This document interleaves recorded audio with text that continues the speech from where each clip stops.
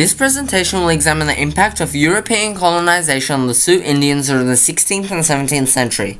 The Great Sioux Nation was considered to be the most powerful of all the Native American Indian tribes.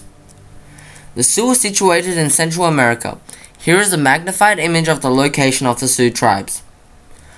The Sioux tribes were a confederation of many sub-tribes. Each sub-tribe was politically sovereign, but they tended to work together in times of need. The Sioux resided in dwellings called teepees, which are ideal for the nomadic life of the Sioux. The Sioux women were in charge of the domestic duties in camp, including making buffalo jerky. They played a major role in the survival of the Sioux. One of the most distinguished qualities of the Sioux tribes were their religious beliefs. They believed that the land and all life was sacred and treasured the saying, "All life is holy," the two-legged sharing it with the four-legged on the wings of the air and all green things. A famous Spanish explorer named Hernando de Soto was the first known person to meet the Siouans.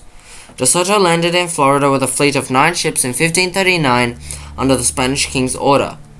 De Soto explored through inland America, and finally in 1541 the explorers on the expedition became the first Europeans to see the Valley of the Vapors, where they met the Siouans. De Soto and his men stayed just long enough to claim the area for Spain. The Spanish came to America not to create a new world, but to find resources to build upon an old one. The original intent of the Spanish was to expand their land for gold, and glory. They wanted to convert all indigenous people to Christianity to bring order to the new world. The discovery of gold in the area attracted more and more explorers to the area. The Spanish were also attracted by the vast landscape of the area and wanted to conquer it for the expansion of their empire. Both sides benefited from trading. The Siouans traded buffalo skins for new food and technology from Europe. Siouans believed that all land was sacred and holy and that everyone was allowed on the land.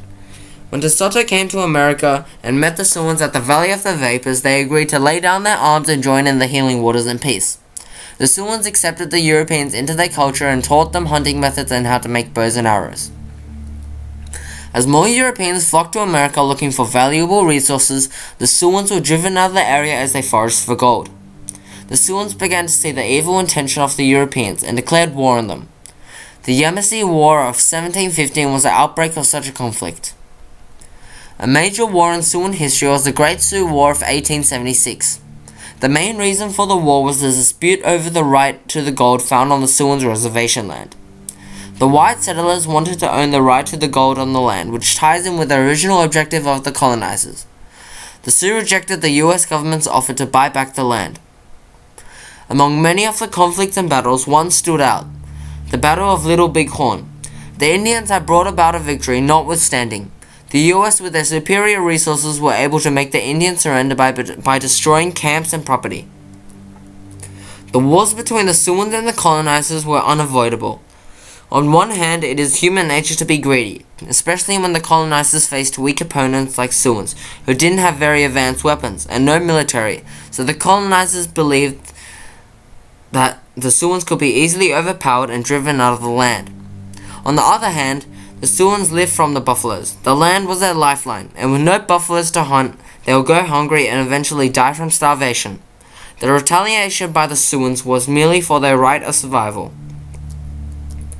The European colonization of the Americas changed the lives and cultures of the Native Americans forever. Trade was such an important part of the colonization process. Skins were traded for many different items such as guns, sugar, and livestock. The Sioux enjoyed the benefits of trading. This was one of the main reasons why the colonizers were initially welcomed by the Sioux. The introduction of the horse by the Europeans in the 15th century had the greatest impact on the Sioux. With the help of the horses, they were able to track down buffaloes much faster and hunt them more efficiently. The Europeans brought diseases like smallpox to America that Native Americans had no immunity to. So in a way, disease played a major role in the colonizers' success due to the massive decrease in Native American population. As the natives enslaved by the Europeans fled and died from diseases, the colonizers began to bring in slaves from Africa. Eventually, the slavery system was established in America. By the 17th century, the Sioux tribes were left powerless by the Europeans. They couldn't win the fight with the enemy in possession of more advanced weapons. They were no longer permitted to hunt freely and wander in their traditional homelands. This is what caused a major conflict between the Sioux and the colonizers. Land wasn't the only thing that was lost. Sioux culture and religious beliefs were lost as the loss of lives due to disease and starvation prevented Siouans from passing down their stories to the next generation. This loss of land and loss of identity is a legacy still felt keenly by the Siouans today. This concludes my presentation today. I'll leave you with a quote from the Sioux leader Spotted Tail Brule.